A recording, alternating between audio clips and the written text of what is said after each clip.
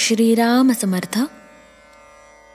प्रस्तुत आहेत श्री ब्रह्मचैतन्य महाराज गोंदवलेकर यांची प्रवचने. सादर करती कुमारी केतकी नितीन गोरे. प्रवचन क्रमांक 74. प्रपंचातले आपलेपण भगवंताकडे वळवा. प्रेम हे सर्वांना उपजतच येत असते. हा माझा मुलगा, ही माझी मुलगी यांच्यावर प्रेम कसे करावे हे कुणी शिकवावे लागत नाही. एकदा आपले मानले की प्रेम आपोआप निर्माण होते. पण हे प्रेम सुद्धा खरे बघितले तर स्वार्थी आहे.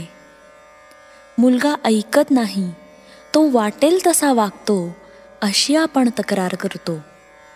त्याच्यावर जर आपले खरे प्रेम असेल तर आपण अशी तक्रार करणार नाही. परंतु त्याच्या मागे हा माझे ऐकत नाही, हा अहंकार, स्वार्थ आहे. एक गृहस्थ मला भेटले.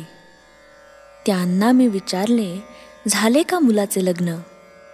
ते म्हणाले, नाही, उद्या आहे. मुलगा चांगला वागतो का असे मी विचारल्यावर ते म्हणाले, आत्ताचं नाही सांगत, 6 महिन्यांनी सांगेन. स्वार्थाचे प्रेम इतके अशाश्वत आहे.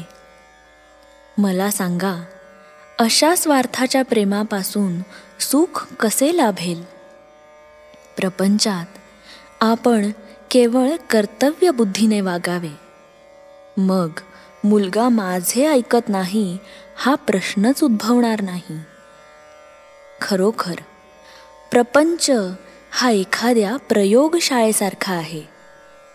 कॉलेजचे शिक्षण पूर्ण करण्यासाठी काही महिने तिथे शिकावे लागते असे म्हणतात. त्या प्रयोगशाळेतून काही उत्पादन करण्याचा उद्देश नसतो. फक्त मुलांना शिकवण्यासाठीच त्याचा उपयोग होतो. तिथे सर्व काही शिकून घ्यायचे असते.